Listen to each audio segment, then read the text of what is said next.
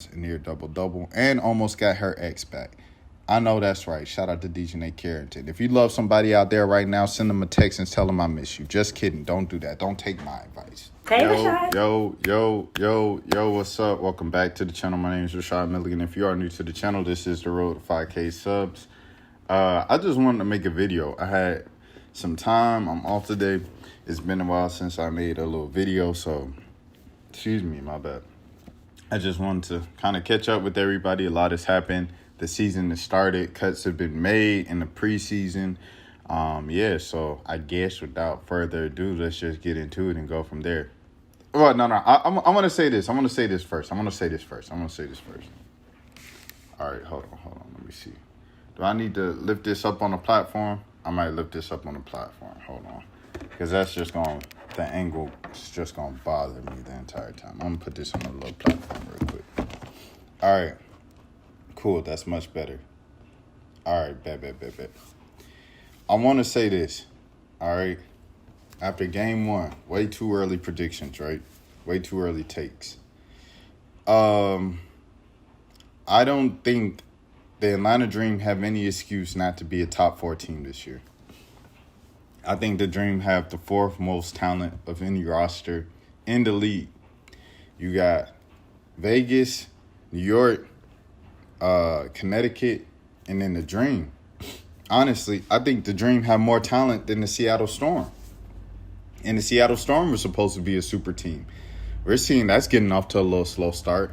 Dallas was right there with the Dream. Dallas and the Dream were neck and neck last year, and it looks like Dallas is even better this year. Enrique is in that mode right now. That's what it's looking like early so far.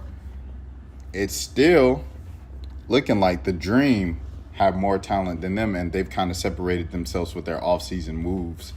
Kind of low-key, not low-key, because it's kind of like players that a lot of the league is kind of like, forgotten or putting as a second or anything like that. Ironically, that, like I said, with the Dallas, with the Crystal Dangerfield is one of the reasons why Atlanta is kind of like gets that push over Dallas now. But, I'm sorry, excuse me. When you look at the Atlanta Dream and their roster, they upgraded Ari McDonald to Crystal Dangerfield. Plus, Jordan Canada's coming back soon. They've upgraded they've upgraded Mo Billings with Tina Charles. Tina Charles, by the way, had like 21 and 14 last night. 17 and 5 in the first half. Had Northwest going on. It's your bestie, Miss West. Tina Charles, like she said it's the same Tina Charles. Y'all gonna see. We gonna surprise some people this year. That's what she said, right? This is the Road to 5K subs, by the way. If you are new to the channel, my name is Rashad Milligan. That video's on this channel. I'm just saying. Cross promotion ain't never hurt nobody.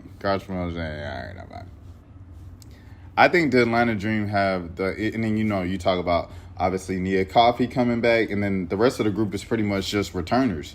So now it's not so Ryan. If Ryan doesn't have it going, Leash.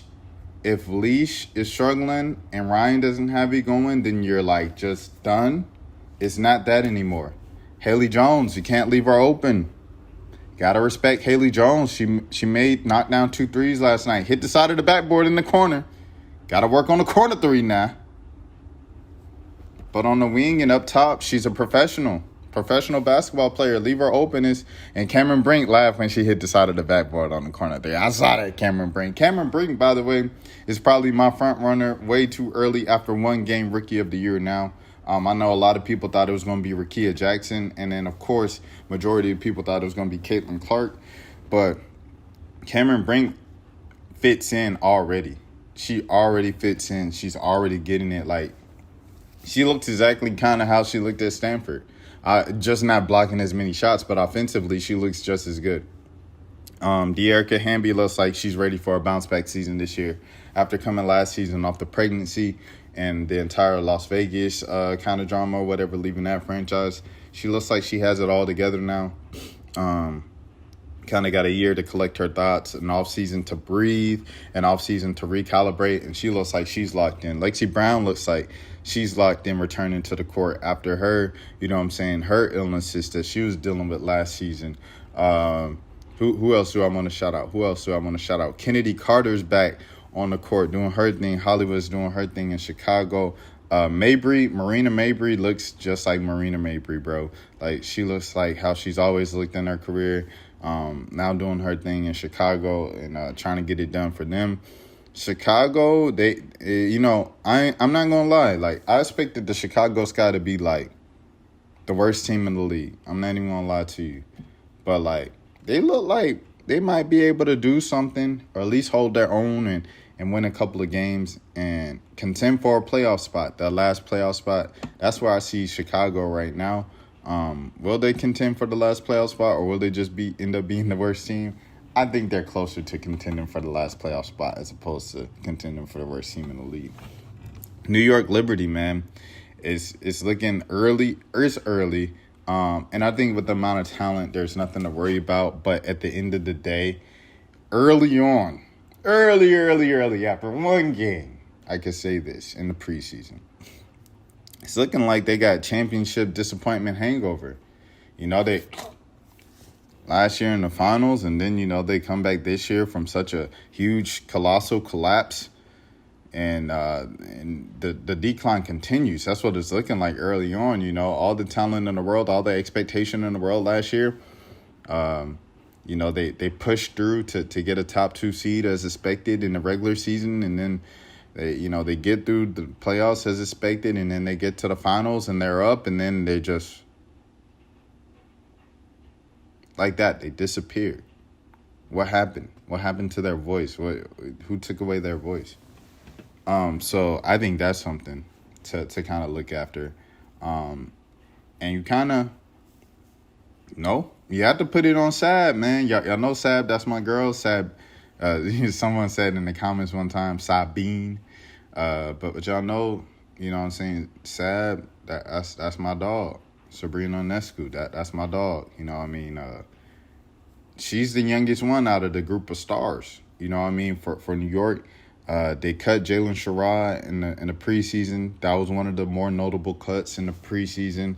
Also, my homegirl, Veronica Burton, man, over there in Dallas. That hurt my heart. Y'all know that's one of my dogs, too. Defensively and offensive general. Just a great point guard, a great solid point guard, Veronica Burton. And then Monique Billings. That was another notable cut to me in the preseason with the LA Sparks. That's a very decent basketball player, a very glued basketball player. So hope that Mo can bounce back soon as well. Let me think who else. Who else was like a cut that people were talking about? Angel Jackson over there from Jackson State with the Las Vegas Aces. She got cut. It was something that, is she going to make it? Is she not? Henny in Atlanta, that's something that a lot of fans on here, I got a lot of the fans that are subscribers here. So, that was a big deal for them. For me, I thought when they traded for Crystal Dangerfield, that was it. I was like, okay, yeah, they probably won't keep both. I thought the Dangerfield trade was like, yeah, we're not bringing Henny in. So, speaking of South Carolina, Leticia Ame here, LA, she looked good last night, bro.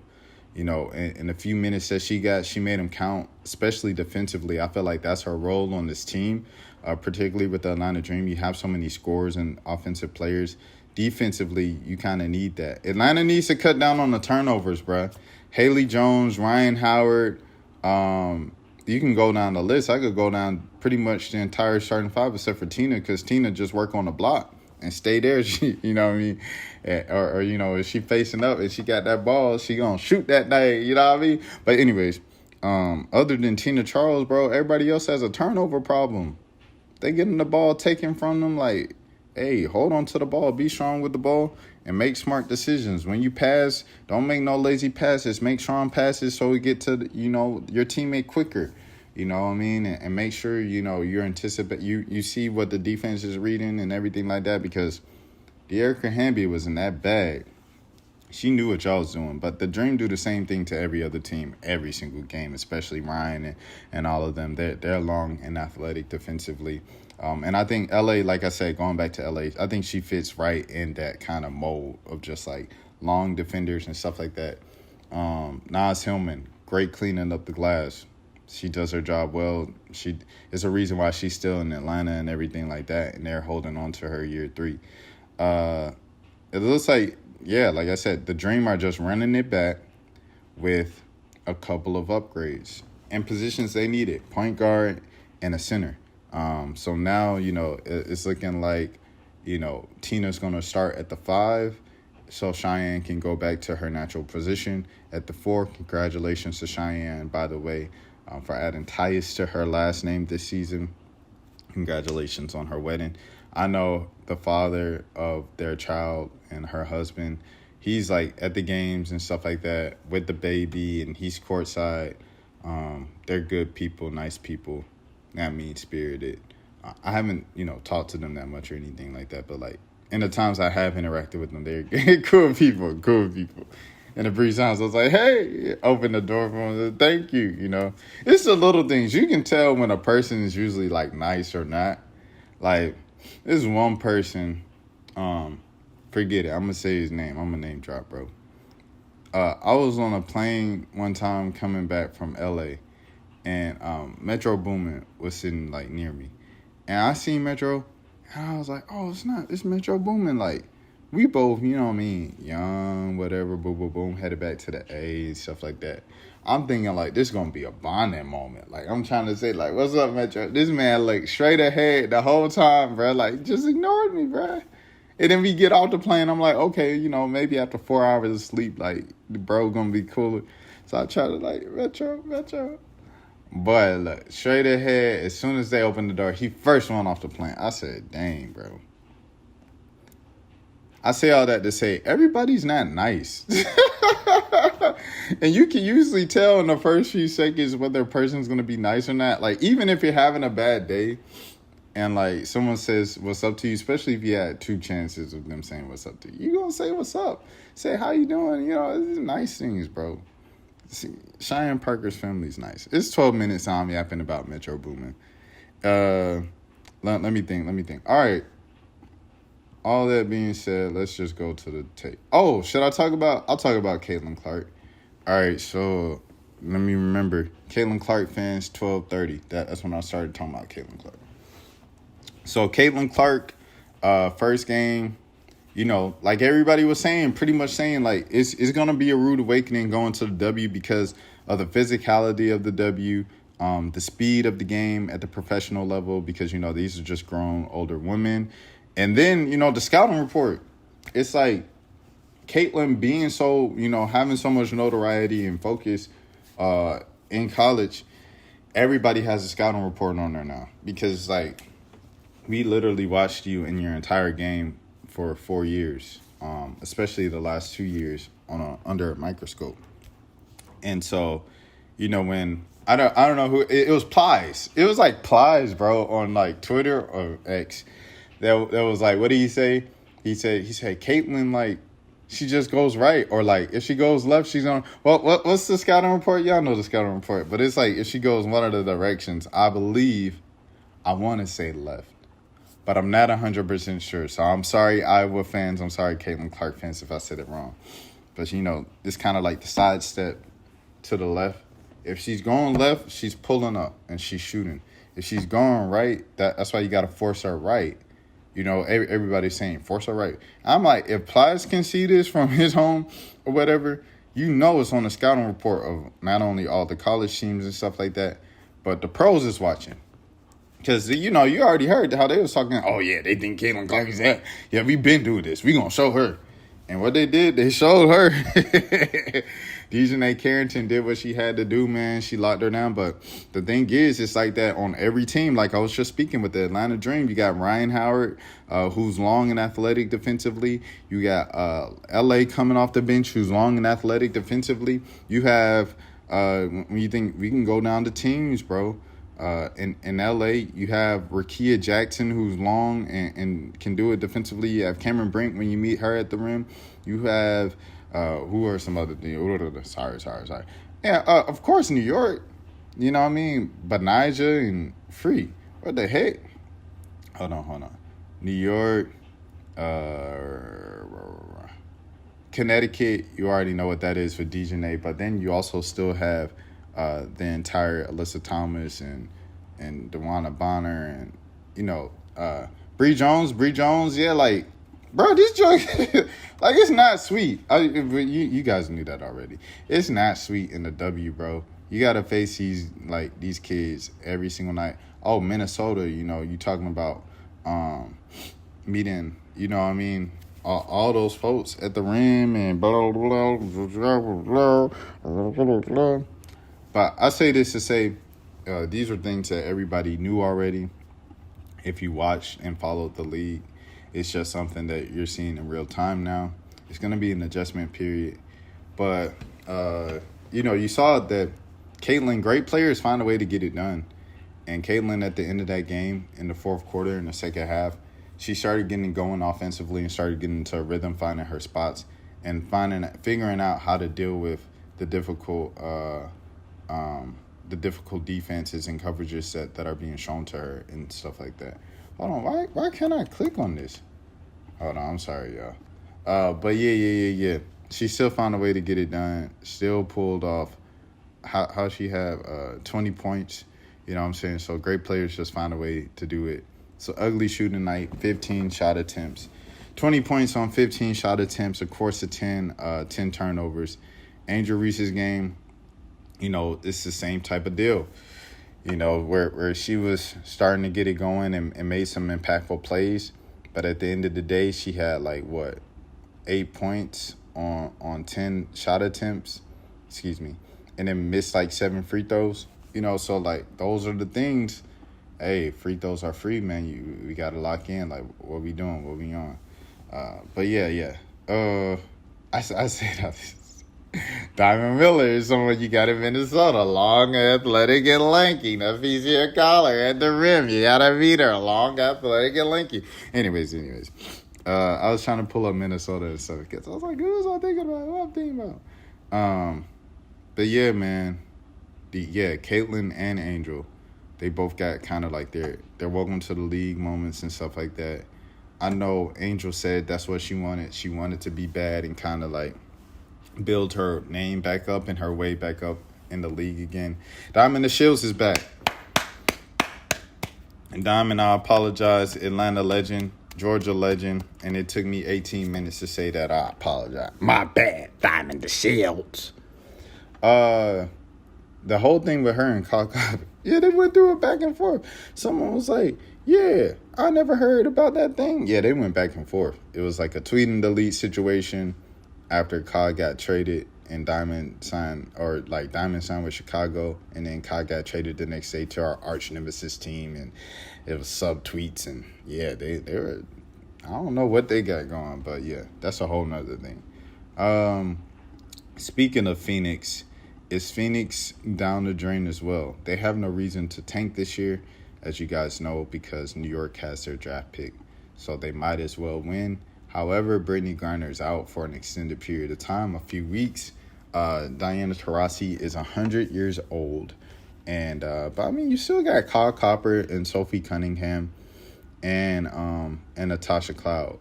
Oh, man, that's a whole nother situation. Tasha on Twitter beefing with Dolores for the past week. Yo, that was crazy, bro. I'm like, what is going on? It's not even AU season. Shout out to AU, but it's the WNBA regular season. You beefing with a fan? Lock in. What are we doing? Shout out to Izzy Harrison, bro, being a good friend, being a good, circle. Even though we ain't work out romantically, boom, boom, boom, I'ma still guide you and tell you, the right thing. She a good friend. Shout out Izzy Harrison. Shout out Dejanay. And Nalissa Smith, man, you know what I mean? Nalissa, okay, this is a random thing. I'm just yapping at this point. If y'all made it this far, I appreciate you. You might probably just doing something else while playing this. Nalissa Smith, bro, this is something I'm looking at with the Indiana Fever this season. or not even this season, but just with this particular group. Something that concerns me about the Fever. NaLyssa Smith, there's a pattern. And I don't know if this is NaLyssa's thinking or it's just her family. It's probably just her family. But if the family is constantly in your ear like they are in the public, I don't know if it's a good thing. Coming out rookie year, Ryan Howard was number 1. NaLyssa Smith was the number 2 pick. Ryan Howard had an amazing season. She was like Eastern Conference Player of the Week altogether, like 3-4 times. And then won like Rookie of the Month a few times and stuff like that throughout the season. All-Star first year, everything, all of the things. And doubled Atlanta's win total from the year prior as well. So, that's Ryan Howard, right? NaLyssa Smith, also a great rookie campaign. It just wasn't quite as good as Ryan Howard's. NaLyssa Smith's family is on Twitter, her brother and stuff, complaining about how the WNBA is favoriting and playing favorites and favoritism with Ryan Howard over NaLyssa Smith because Ryan Howard was the number 1 pick, and it's been like that since Kentucky, and NaLyssa was at Baylor and this and that, and they just give everything to Ryan Howard. That was the first year. I didn't agree with it, by the way, because Ryan Howard was one of the best players already as a rookie, and NaLyssa Smith was one of the better rookies in the league. There's a difference. Message. So that was the rookie year, right? Second year, Indiana Fever get the number 1 pick. They draft Aaliyah Boston. Aaliyah Boston comes in. The family on Twitter complaining about Aaliyah Boston. They complaining about how much attention Aaliyah Boston getting. They complaining about, I think it was a thing about the jersey numbers, if I'm not mistaken. Who's going to wear number 1? It was a whole thing. Family members complaining about Aaliyah Boston. Aaliyah Boston and NaLyssa Smith got to make a TikTok just to show the world that they don't have no smoke, no steam, because the family on Twitter yapping. That's last season, right? So now we get to this season. Out of all the picks they get the number 1 pick again. And guess what? It's even worse. Because, of course, Aaliyah Boston was mad popular coming out of South Carolina because all the fams, and there's 800,000 fams in the United States of the Midwest. Of course, that was the case last year, right? Fast forward 365 days later, and the number 1 pick this time is the poster child for, this kid again. The poster child for, why does she get all the attention? Why does she get all the games? Why does she get talked about the most? Why does she always have the ball in her hands? Why is she on all the commercials? Caitlin Clark herself comes to the Indiana Fever. And they ain't said anything yet. They haven't. But year 3, game 1, Caitlin Clark struggles in the first half, finds her shot a little bit in the fourth quarter. NaLyssa Smith had a pretty efficient game from what I've seen and what I've heard. And I don't think she played in the fourth quarter that much. According to some fans complaining, I have to go back and watch the full game just to confirm, but I don't think she played much in the fourth quarter. She still ended up with 27 minutes, 5 less minutes than Caitlin Clark. Ended up with 13 points and 9 rebounds, a near double-double, and almost got her ex back. I know that's right. Shout out to DJ Carrington. If you love somebody out there right now, send them a text and tell them I miss you. Just kidding. Don't do that. Don't take my advice. So, they get in. I believe everybody asking the question. They both sitting up there, post-game press conference, right at the podium. Every question going to Caitlin Clark, as expected. One reporter finally says, and this is for both of you. And they're asking about, just the Fever having a lot of young talent and this and that. And NaLyssa comes and she says, yeah, I just try to score and try to do what I can and this and that. Well, I get the chance to play in the game. Okay.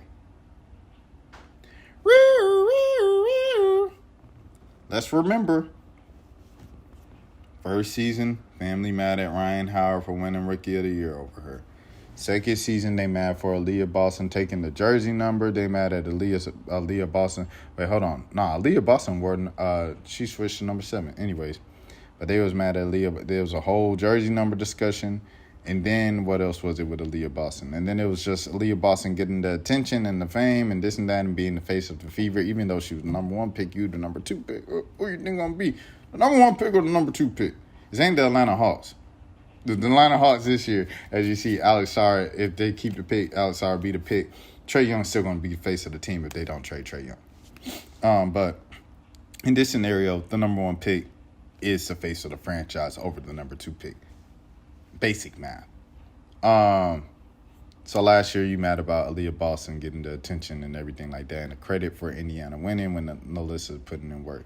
This year, it's going to be even worse because everybody going to ignore not only Nalissa, they also going to ignore Kelsey Mitchell. They also going to ignore they also going to ignore Grace Berger. They also going to ignore is Katie Lou on the team? Yeah, Katie Lou on the team. They also going to ignore Katie Lou, and they going to ignore a little bit Aaliyah Boston. Not as much, but a little bit. Aaliyah Boston's going to be an afterthought to Caitlin Clark.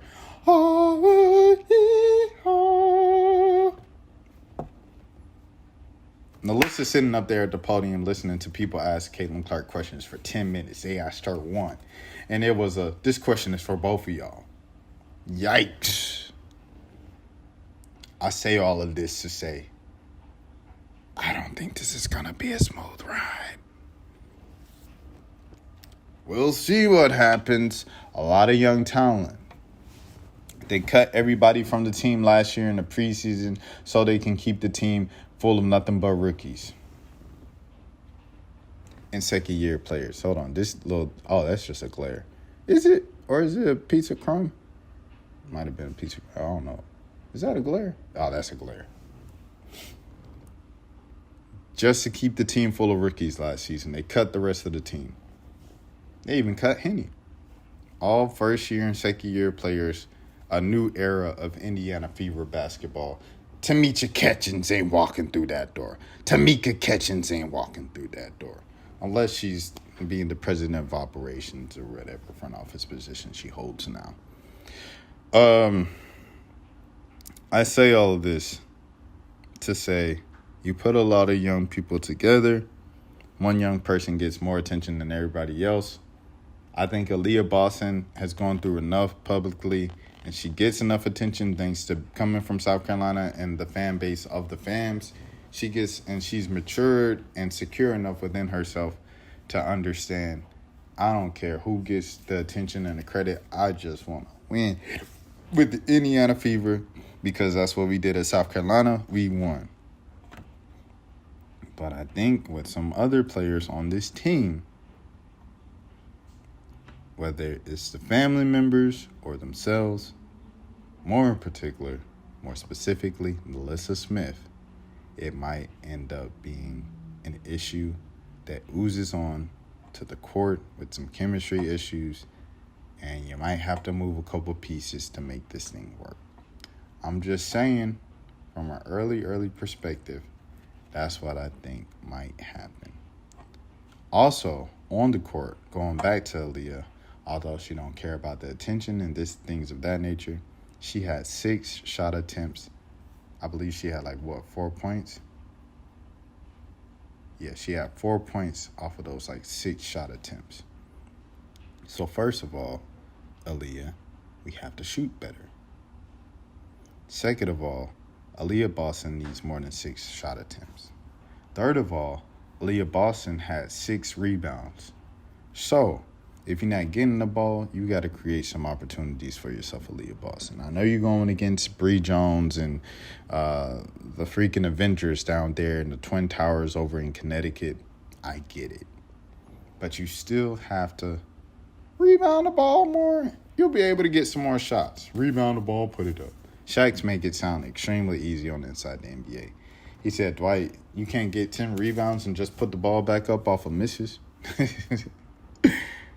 Shout out to Shaq, man. But yeah, Aaliyah, you know what I mean? Create some own opportunities. clean up that glass, man. But as far as targets and post targets, I can see that potentially being an issue if she doesn't get the targets that she deserves as a number one pick. And then plus Nalissa with the entire just attention and then playing time thing that she might have been complaining about. It's a lot of things here that can just, with these young players and the three faces of the franchise, things can get a little difficult. And I just want to point that out with Indiana. That's it. That's all I got. 30 minutes, man. Y'all got 30 minutes of rambling, going in and off topic. I hope you guys enjoyed it. Maybe the off topic even kept you more engaged because it was like, where is he going? And how is he bringing us back to basketball? I don't know. But you guys have an amazing day. Until next time, I'll see y'all. Holla. Peace.